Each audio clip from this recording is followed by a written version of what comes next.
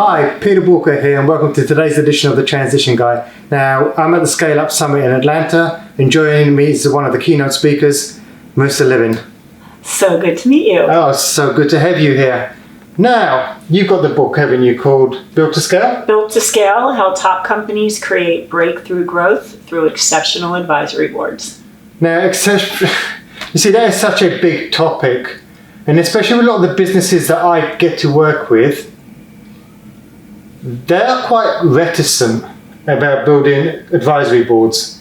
And one of the things that I picked up from Jim Collins' sort of book, Good to Great, was he's a big advocate, he's a big fan of advisory boards. So what led you down this pathway?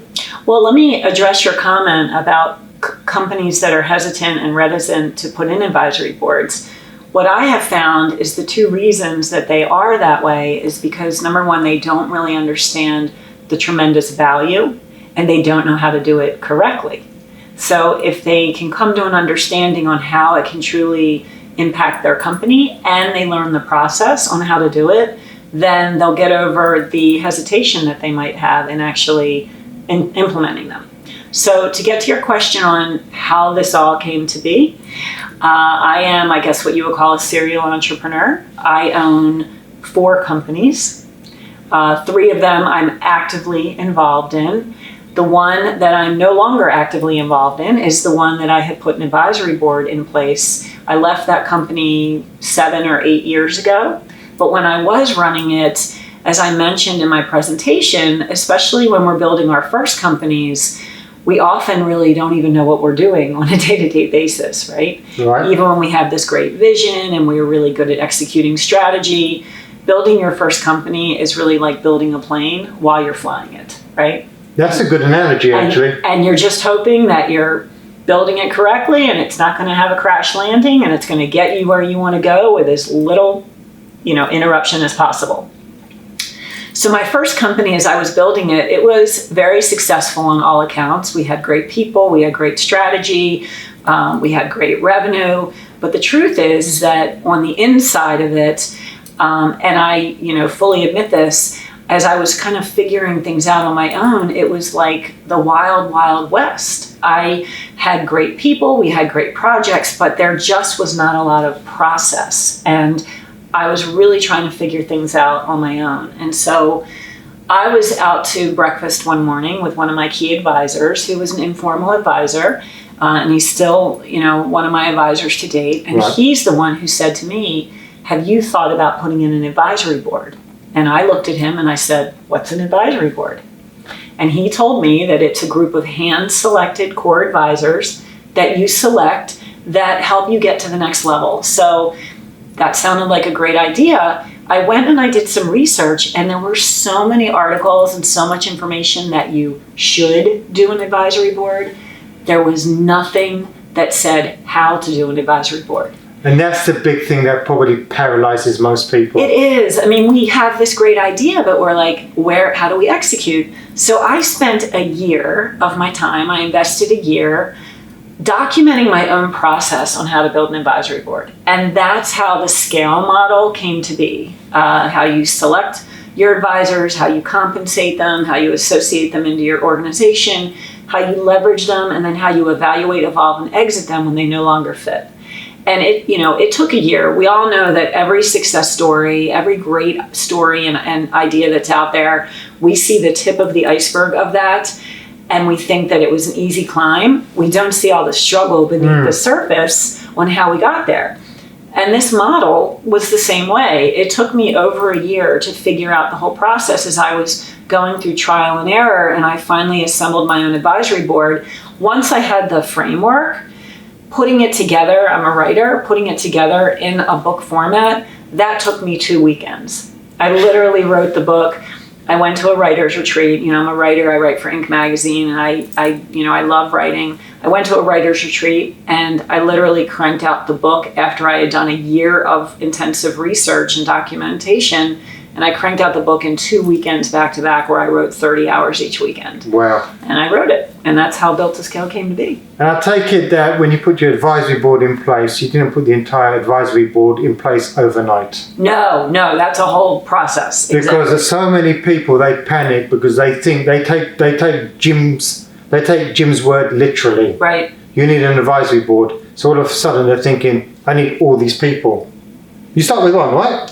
Yeah, and what you do is you start with really figuring out what we can call the holes and goals of your organization. So what's missing? Where are your deficits? We're only as strong as our weakest links, right? Yes. So where are your weakest links in your organization? Those are your holes. And then where do you want to take the company? Those are your goals.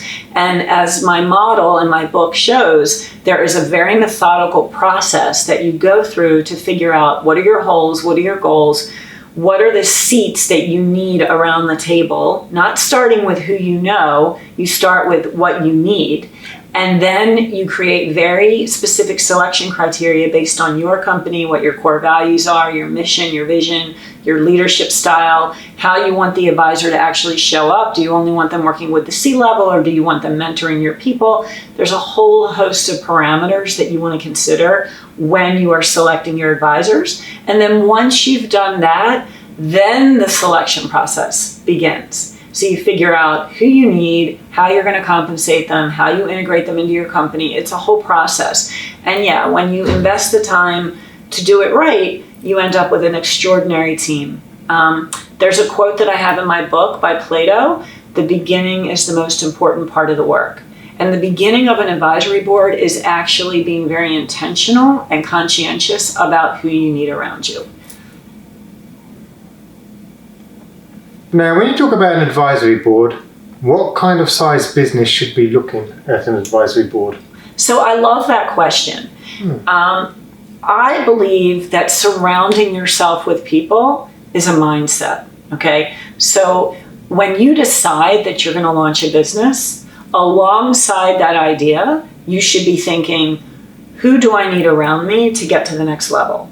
It's not about the vision of having this beautiful, pristine boardroom and you've got, 6 or 8 people sitting around you. That's not what we're going for. We're going for impact and surrounding ourselves with the people that we need.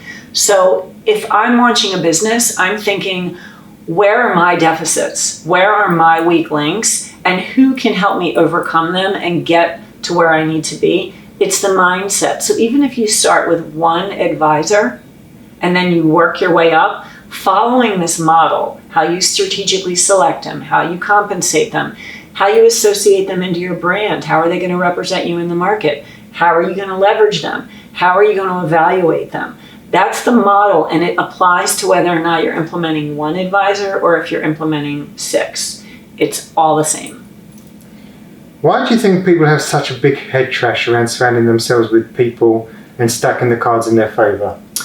That's such a great question. I think, and one of the things I mentioned in the presentation is the very first element of success for an advisory board is to understand that asking for help is a sign of strength. It's not a sign of weakness. Being able to put it out there and saying, I'm self-aware, I know where I excel, I know where I'm weak, I want to be the best version of myself. I want to help, my company reach its greatest organizational potential. This is where I need help. Putting that out there, that takes a lot of security in oneself to say, I need help. So getting over that mindset of being okay with asking for help, that's the single most important thing in launching your advisory board. I'm quite excited with Bill Campbell's book, The $1 Trillion Coach. Because I think that's going to smash the entire stigma that coaching is for failing businesses. Right. Because actually, when you look at the companies that Bill actually coached, if they're failing companies, I'd love to have that level of failure. Right? No, I totally agree with you. And there are so many large companies that actually, their executives, when they join, they are immediately assigned a coach. They don't even have a choice. Like, they come on and they are assigned a coach. And those companies know that giving their key executives, a confidential place to go and brainstorm and hear different perspectives and, share experiences. They know that by providing that platform for them, that they're going to perform better. And with some of these companies, they even give executives multiple coaches. So they've got their own little sort of mini board of advisors. Right. Yeah. I mean, coaching, I have my certification in coaching. It's one of the services that we provide through Successful Culture International. And the CEOs that reach out for the coaching, there's no doubt that they elevate their leadership game and their ability to take their companies to a next level compared to those who do not invest in the coaching. So if you were to give 3 bits of advice, what would they be? So the first one is to adapt the mindset that asking for help is a sign of strength, not a sign of weakness.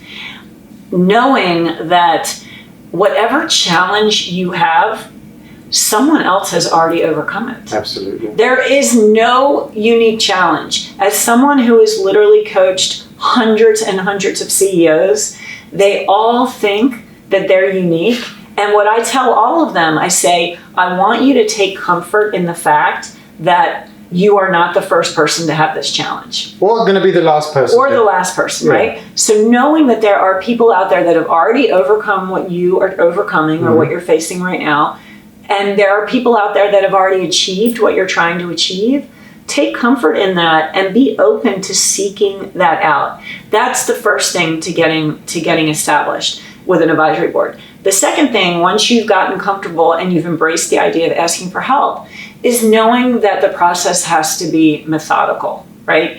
We don't want to just be reactive, that we're at a networking event and we meet someone great and we say, hey, you want to be on my advisory board? That's not the way to go about it. You want to make sure that you've really identified your dedicated swim lanes, the board seats. You've created very clear seat definitions and job descriptions so that there is an understanding of what's expected. Communication is absolutely essential to ensuring that the advisory board is successful. And once you've done that and you've selected your advisors, the third thing is you want to be very methodical about how you actually execute the board with detailed agendas, again, communicating expectations, and listening to your advisors. Because you can surround yourself with these great people, but if you're not willing to truly implement what you're learning, you're not going to ever get the benefit of what you've invested in. And there is a number of people out there that would fight their board. Right. And so if you're not willing to take the advice, don't put it in the advisory board. So those are the 3 things. Be open for help, use a methodical process for selection, and once you implement, actually listen to what they're saying. Which is tough, especially when you're the CEO at top of a tree. You don't want to hear the stuff that you don't want to hear. I know. Yeah, and we all go through it. Absolutely. Yep. So leaving the ego at the door and being truly open to possibility and learning from your advisors. So if people want to sort of learn more about your methodology, where do they go? So you can get to me through successfulculture.com. That's my company. I'm also on LinkedIn at Marissa Levin. You can find me there. I'm on Twitter at Marissa Levin, and Successful Culture International has a LinkedIn page and a Facebook page. So lots of ways to get me. I also write for Inc. magazine. You can find me in the columnist for that. Lots of ways to get to me. And of course, buying the book Built to Scale, which is on Amazon.